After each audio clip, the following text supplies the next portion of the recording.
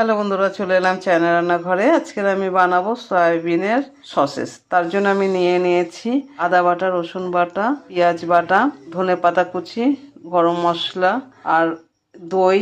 নিয়ে নিয়েছি সয়াবিন 250 গ্রাম, আমি মিক্সিতে পিষে নিয়েছি। আর নিয়েছি 100 গ্রাম ছাতু। প্রথমে আমি ঢেলে নিচ্ছি সয়াবিনের গুঁড়ো, তার সাথে আমি দিয়ে দিচ্ছি বেসন। এখানে 100 গ্রাম রয়েছে, আমি হাফ দিয়ে দেবো প্রথমে, যদি দরকার লাগে পরে আবার একটু দিয়ে দেবো।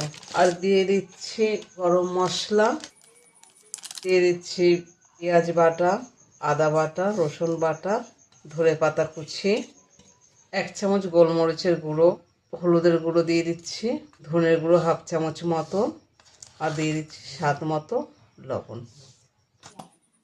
দিয়ে দিচ্ছি লঙ্কার গুঁড়ো। এবার আমি মেখে নিচ্ছি।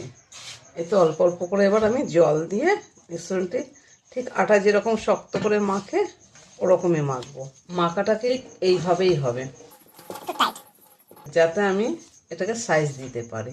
এরকমই অল্প অল্প করে নিয়ে ঠিক সসেসের আকারে আমি সাইজ দেবো। দেখুন, ঠিক এইভাবে হবে।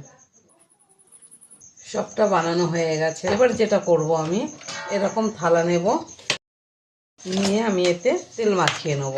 হাতে তেল নিয়ে ভালো করে মাখিয়ে নেব। ভালো করে তেল মাখানো হয়ে গেছে। এবার একটা একটা করে আমি এতে সাজিয়ে নেব। আমি গ্যাসে জল বসিয়ে দিয়েছি গরম করার জন্য। এবার আমি এটাকে ভাপে সিদ্ধ করব 10 মিনিটের জন্য। 10 মিনিট হয়ে গেছে, আমি এবার তুলে নেব। এবার এটাকে ঠান্ডা করতে দেবো কিছুক্ষণের জন্য। সবকটাই গোটা আছে, কোনোটাই ভাঙেনি। এবার আমি ভেজে নেব। কড়াইতে তেল গরম করতে দিয়ে দিয়েছি, তেল গরম হয়ে গেছে। আমি এবার সসেস ভেজে নেব। ভাজা হয়ে গেছে, আমি এবার তুলে নিচ্ছি।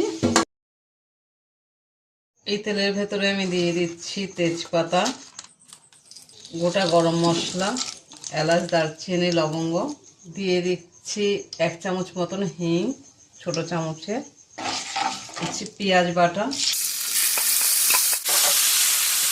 লঙ্কা বাটা, রসুন বাটা, আদা বাটা, দিয়ে দিচ্ছি 4 চামচের হাফ চামচ হলুদ গুঁড়ো, 1 চামচের কাছাকাছি দিয়ে দিচ্ছি জিরের গুঁড়ো, আর স্বাদ মতো লবণ। কালারের জন্য দিয়ে দিচ্ছি কাশ্মীরি গুঁড়ো লঙ্কা হাফ চামচ, সামান্য একটু চিনি, দিয়ে দিচ্ছি টমেটো কুচি, এতে দিয়ে দিচ্ছি 2 চামচ ফেটানো দই, দিয়ে ভালো করে মশলাটা আমি কষিয়ে নেব। মশলা কষানো হয়ে গেছে। মশলার গা থেকে তেল ছেড়ে দিলেই হবে মশলা কষানো হয়ে গেছে। এবার আমি এতে দিয়ে দেবো জল। ঝোলটা একটু ফুটে উঠলেই আমি সসেস দিয়ে দেবো। ঝোল ফুটে গেছে, আমি এর ভেতরে দিয়ে দিচ্ছি সসেস। এতে দিয়ে দিচ্ছি 1 চামচ ঘি, দিয়ে দিচ্ছি গরম মশলা আর ধনেপাতা। আমার রান্না কমপ্লিট। রেসিপিটা একবার বানিয়ে হলেও খেয়ে দেখবে। যদি তোমাদের ভালো লাগে আমাকে কমেন্টে জানিও। আমার চ্যানেলটিকে সাবস্ক্রাইব করে লাইক শেয়ার করে দিও।